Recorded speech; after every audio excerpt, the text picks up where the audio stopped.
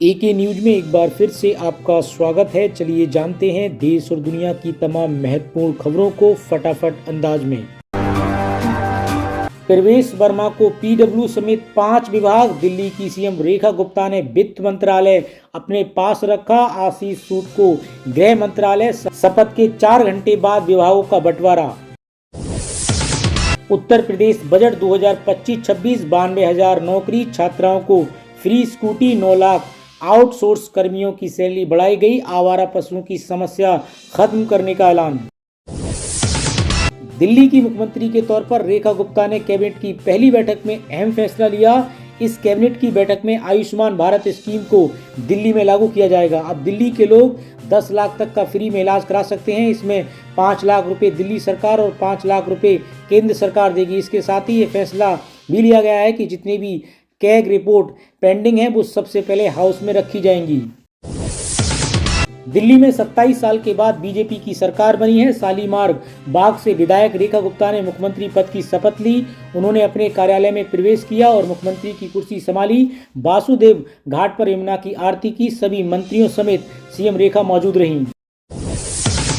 दिल्ली छोड़ेंगे अरविंद केजरीवाल, आपसी को जिम्मेदारी मिलेगी। पंजाब गुजरात में पार्टी मजबूत करेंगे। करप्शन में बिगड़ी इमेज को सुधारने पर फोकस। शपथ लेने के बाद दिल्ली की मुख्यमंत्री रेखा गुप्ता ने एक्स पर पोस्ट करते हुए लिखा, प्रधानमंत्री नरेंद्र मोदी के मार्गदर्शन में विकसित दिल्ली के संकल्प के साथ आज मुख्यमंत्री पद की शपथ ली है। ये सिर्फ एक जिम्मेदारी नहीं बल्कि दिल्ली वासियों की आकांक्षाओं को साकार करने का अवसर है।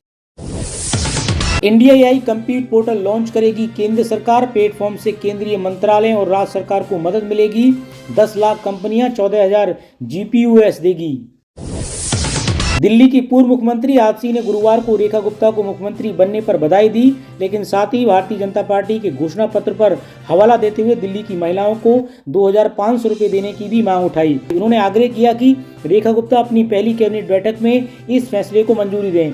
आपसी ने कहा कि बतौर महिला मुख्यमंत्री रेखा गुप्ता से ये उम्मीद है कि वह दिल्ली की महिलाओं से किए गए वादों को पूरा करेंगी। योगी सरकार का 8वां बजट पेश हुआ। उत्तर प्रदेश के वित्त मंत्री सुरेश खन्ना विधानसभा में वित्तीय वर्ष 2025-26 के लिए बजट पेश किया। वित्त मंत्री सुरेश खन्ना ने 8 लाख करोड़ से ज्यादा यूपी बजट पेश किया है। मेधावी छात्र छात्राओं को पात्रता के आधार पर स्कूटी मिलेगी। 4 नए एक्सप्रेस वे की घोषणा की गई है। इसके साथ ही 58 नगर पालिकाओं को स्मार्ट सिटी बनाने का ऐलान किया गया है। वित्त मंत्री सुरेश खन्ना विधानसभा में बजट पेश करते हुए कहा कि उज्ज्वला योजना में भी 2 मुफ्त सिलेंडर मिलेंगे। अयोध्या में सोलर सिटी बनेगी। 8 डेटा सेंटर पार्क भी तैयार किया जाएगा। Army chief general Upendra Dwivedi ने भारत चीन सीमा विवाद के साथ साथ देश के भीतर सेना को लेकर हो रही राजनीति पर बयान दिया है। लोकसभा में नेता प्रतिपक्ष राहुल गांधी को नसीहत देते हुए उन्होंने कहा कि सेना को राजनीति में नहीं घसीटना चाहिए। कांग्रेस सांसद राहुल गांधी ने बीते दिनों दावा किया था कि चीफ ऑफ आर्मी ने ये कहा कि लद्दाख सेक्टर में घुसपैठ हुई थी। इस पर सेना अध्यक्ष ने उन्हें जवाब दिया है। योगी सरकार के बजट में गांव वालों को मिला तोहफा। आवास योजना के तहत बनाए जाएंगे मकान, मनरेगा वालों की चांदी। उत्तर प्रदेश की योगी सरकार ने बजट में गांव गरीब का ध्यान रखा है, जिसमें प्रधानमंत्री आवास योजना ग्रामीण के लिए 4,882 करोड़ रुपए और मुख्यमंत्री आवास योजना ग्रामीण के लिए 1,200 करोड़ रुपए की व्यवस्था की गई है। इसके अलावा मनरेगा के तहत 34 करोड़ मानव दिवस सृजित किए जाएंगे और पीएम ग्राम सड़क योजना में निर्मित सड़कों के अनुरक्षण के लिए 1,088 करोड़ रुपए रखे गए हैं।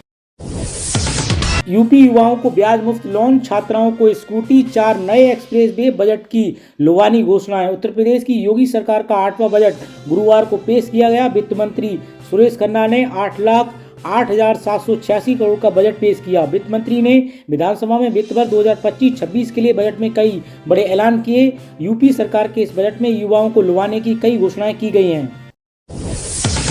रायबरेली उत्तर प्रदेश लोकसभा में विपक्ष के नेता और कांग्रेस सांसद राहुल गांधी ने स्थानीय लोगों से बातचीत की। सांसद राहुल गांधी ने चुरवा हनुमान मंदिर पर दर्शन करने के बाद बछरावा के गेस्ट हाउस में पूर्व निर्धारित कार्यक्रम में पहुंचे थे। कार्यकर्ताओं को संबोधित करते हुए राहुल गांधी ने कहा कि कभी भी अपने आप को आप कमजोर मत समझिए। मौजूदा सरकारें केंद्र में और उत्तर प्रदेश में हैं, वह लोगों को ध्यान के मुद्दों से भटका रही हैं। उन्होंने कहा कि महंगाई चरम पर है, बेरोजगारी भी बढ़ती जा रही है, पर्याप्त रोजगार देने में केंद्र सरकार सक्षम नहीं है। उन्होंने कहा कि जनहित के मुद्दों पर संसद के अंदर रख रहे हैं। आप सभी लोग आगामी आने वाले विधानसभा चुनाव के लिए अभी से जान से जुट जाइए और गांव-गांव जाकर लोगों को कांग्रेस की नीतियों के बारे में बताइए। संभल हिंसा मामले में करीब 3000 पन्नों की चार्जशीट दाखिल, 79 आरोपियों के खिलाफ चार्जशीट।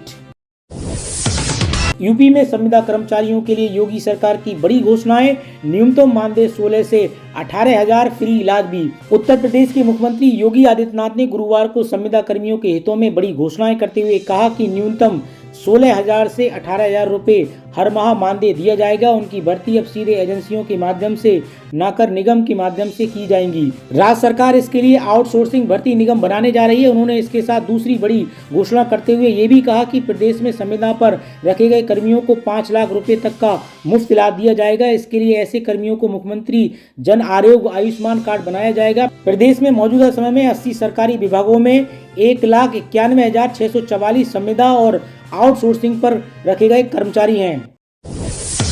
सीएम ने दी 820 करोड़ से अधिक की सौगात, नालंदा में 263 योजनाओं का किया उद्घाटन और शिलान्यास, विकास योजनाओं के बारे में भी ली जानकारी। नालंदा में नीतीश कुमार प्रगति यात्रा पर पहुंचे हैं। वे सिला प्रखंड के नानंद गांव स्थित कार्यक्रम स्थल से नालंदा जिले के लिए 820.72 करोड़ रुपए की कुल 263 विकासात्मक योजनाओं का रिमोट माध्यम से उद्घाटन और शिलान्यास किया। इसमें 361.66 करोड़ रुपए की 177 योजनाओं का उद्घाटन और 459.05 करोड़ रुपए की 86 योजनाओं का शिलान्यास शामिल है।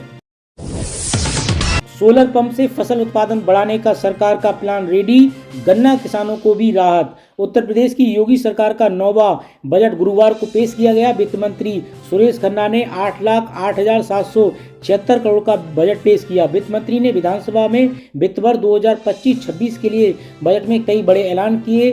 खेतों में सोलर पंप लगाने के लिए फसल उत्पादन बढ़ाने के लिए सरकार का प्लान रेडी है। साथ ही गन्ना किसानों को भी राहत मिलेगी। किसानों के लिए कृषि शिक्षा एवं अनुसंधान, गन्ना विकास एवं चीनी उद्योग के साथ साथ उद्यान में कई बड़े ऐलान किए गए हैं। पब्लिक सेक्टर के पंजाब नेशनल बैंक पीएनबी ने होम लोन और व्हीकल लोन समेत रिटेल लोन पर ब्याज दर में 0.25% की कटौती करने की घोषणा की है। पीएनबी की तरफ से जारी बयान में कहा गया है कि संशोधन दरें home loan, car loan, education और पर्सनल लोन समेत अलग अलग प्रकार के लोन पर लागू होंगी। भारतीय रिजर्व बैंक के 5 साल के अंतराल के बाद 7 फरवरी को रेपो रेट वह दर जिस पर बैंक केंद्रीय बैंक से उधार लेते हैं को 0.25% से घटाकर 6.25% कर दिया गया था। देश का पहला एआई सिटी बनेगा लखनऊ, बजट में 5 करोड़ रुपए का हुआ ऐलान। लखनऊ अब भारत का पहला आर्टिफिशियल इंटेलिजेंस सिटी बनेगा। प्रदेश सरकार ने इसके लिए 5 करोड़ रुपए के बजट का प्रस्ताव रखा है। वित्त मंत्री के खजाने से मिले 5 करोड़ रुपए ने राजधानी में एआई सिटी की आधारशिला रखने का काम किया है, जो कि भविष्य में बड़ा आकार लेगा। इसके वैश्विक स्तर पर लखनऊ को एआई प्रोफेशनल तैयार करने वाले शहर के रूप में एक नई पहचान मिलेगी। यूपी के युवाओं को लेकर बड़ा ऐलान, ब्याज मुक्त लोन, स्मार्टफोन, टैबलेट भी देगी योगी सरकार। उत्तर प्रदेश बजट 2025-26 में युवाओं को लेकर भी कई बड़े ऐलान किए गए हैं। युवाओं को स्मार्टफोन और टैबलेट दिए जाएंगे। इसके अलावा युवाओं को ब्याज मुक्त ऋण भी योगी सरकार उपलब्ध कराएगी। वित्त मंत्री ने बताया कि स्वामी विवेकानंद युवा सशक्तिकरण योजना के अंतर्गत 49.86 लाख स्मार्टफोन टैबलेट वितरित किए जाएंगे। वित्त वर्ष 2025-26 में इस योजना के तहत लाखों युवाओं को टैबलेट और स्मार्टफोन दिए जाएंगे। मेटा ने तेलंगाना गोसा महल के बीजेपी विधायक टी राजा सिंह से जुड़े फेसबुक ग्रुप और 3 इंस्टाग्राम अकाउंट के खिलाफ नफरत फैलाने वाले भाषण और प्लेटफॉर्म के नियमों का उल्लंघन करने के आरोप में कार्रवाई की है। आईएचएल के अनुसार राजा सिंह ने देश भर में आयोजित कार्यक्रमों में 22 नफरत भरे भाषण दिए थे, जिनमें 22 में उन्हें स्पष्ट रूप से हिंसा भड़की थी। राजा सिंह ने इसे एक तरफा कार्रवाई बताया। गुजरात विधानसभा में वर्ष 2025-26 का बजट पेश किया गया। देसाई ने अपने बजट में शहरी बुनियादी ढांचे के विकास पर विशेष जोर दिया और इसके लिए बजट में बड़ा आवंटन किया गया है। वर्ष 2025-26 के लिए गुजरात का बजट का आकार 3.70 लाख करोड़ रुपए है। बजट भाषण में वित्त मंत्री ने किसानों, महिलाओं और छात्रों के लिए भी विभिन्न योजनाओं की घोषणा की है। सोने के दाम में आज गिरावट रही। India Boolean and jewellers association के अनुसार 10 ग्राम 24 कैरेट सोने का दाम 213 रुपये से गिरकर 86,520 रुपये हो गया। इससे पहले सोना 86,733 रुपये पर था। वहीं 1 किलो चांदी की कीमत आज 223 रुपये से बढ़कर 97,789 रुपये किलो हो गई। कल चांदी के भाव में 97,566 रुपये किलो था। चांदी ने 23 अक्टूबर 2024 को अपना ऑल हाई टाइम बनाया। तब से 99,151 रुपये प्रति किलो पर पहुंच गई थी। मोदी सरकार को हराना चाहते थे बाइडेन, इसलिए दे रहे थे करोड़ों का फंड, डोनाल्ड ट्रंप ने लगाए गंभीर आरोप। अमेरिकी राष्ट्रपति डोनाल्ड ट्रंप ने हाल ही में एक फैसला लिया। इसमें उन्होंने भारत को मतदान प्रतिशत बढ़ाने के लिए मिलने वाले 2.1 करोड़ डॉलर फंड को रद्द कर दिया है। उनके इस फैसले को लेकर तरह तरह की चर्चा हो रही है। इसी बीच बुधवार रात सऊदी अरब सरकार ने FIL प्योरिटी समिट को संबोधित करते हुए ट्रंप ने अपने इस फैसले का बचाव किया। साथ ही उन्होंने पूर्व राष्ट्रपति जॉन बाइडेन सरकार पर भारत में चुनावी हस्तक्षेप का आरोप भी लगाया। ट्रंप ने कहा कि हमें भारत में वोटर्स टर्नआउट के लिए $21 मिलियन खर्च करने की जरूरत क्या है। मुझे लगता है कि जो बाइडेन किसी और को चुनाव में जिताना चाहते थे, हमें भारत सरकार को ये बताना होगा। ये बड़ा अहम मामला है। चैंपियन ट्रॉफी 2025 की शुरुआत भारत ने जीत के साथ की है। दुबई में गुरुवार को टीम इंडिया ने बांग्लादेश को 6 विकेट से हराया। बांग्लादेश ने पहले बैटिंग करते हुए 228 रन का स्कोर बनाया। भारत ने 44.4 ओवर में 4 विकेट के नुकसान पर टारगेट को हासिल कर लिया। भारत के लिए शुभमन गिल ने सेंचुरी लगाई। ICC टूर्नामेंट में ये उनका पहला शतक है। रोहित शर्मा ने 41, KL राहुल ने 38 और विराट कोहली ने 22 रन बनाए। मोहम्मद शमी ने 5 और हर्षित राणा ने 3 और अक्षर पटेल ने 2 विकेट लिए। बांग्लादेश के तौहीद हृदोई ने लगाया शतक। अब वहीं दोस्तों, आज की खबरों में इतना ही। मिलते हैं एक और नए अपडेट और बड़ी खबरों के साथ। तब तक आप AK न्यूज के साथ जुड़े रहिए।